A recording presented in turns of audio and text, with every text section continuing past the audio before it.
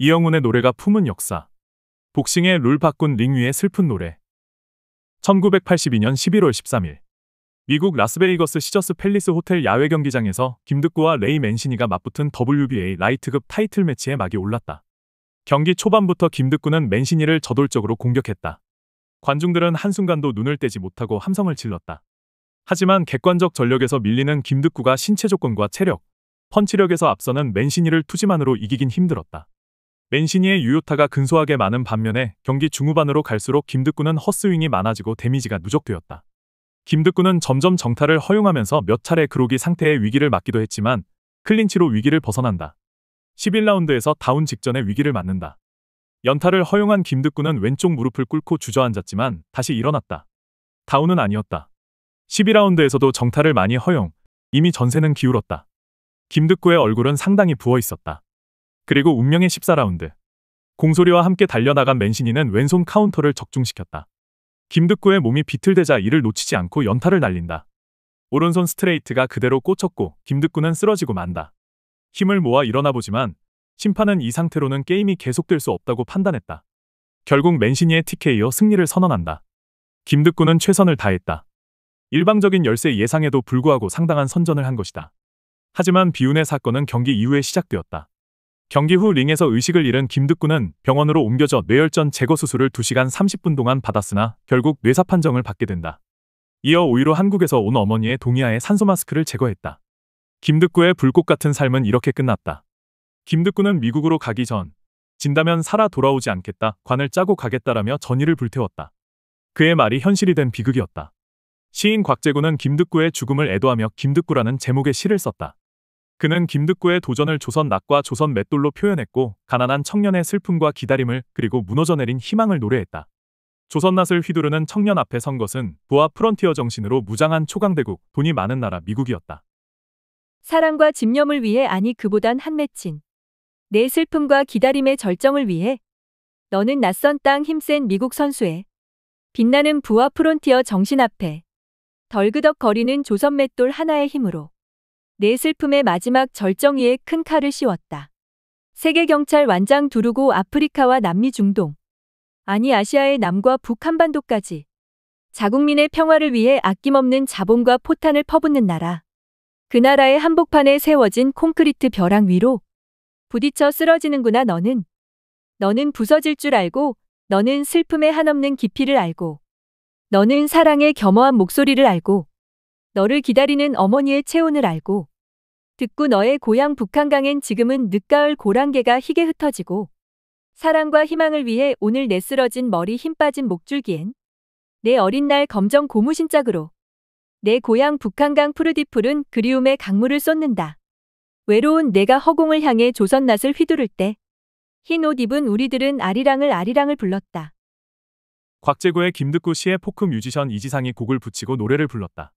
김득구는 2002년 발표된 이지상의 3집 앨범 위로하다, 위로받다의 춘천역, 외로우니까 사람이다 등과 함께 실려있다. 경희대 국문과를 졸업한 이지상은 비주류 음악인으로 살면서 소외된 사람들을 찾아다니며 낮은 곳에서 노래하는 가수 겸 작곡가이다. 올해로 데뷔 32년을 맞은 이지상에게 그동안의 시간은 시대와 억세게 마주하는 시간이었다.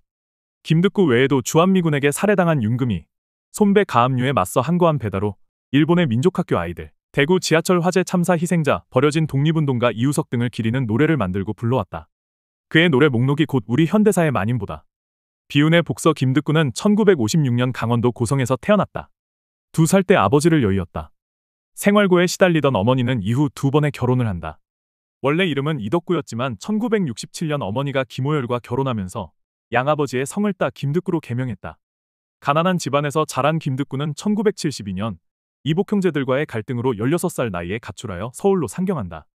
권투 선수가 되기 전에는 빵공장 종업원, 볼펜 장사, 구두 닦기 등의 힘든 일을 하면서 홀로 생계를 꾸렸다.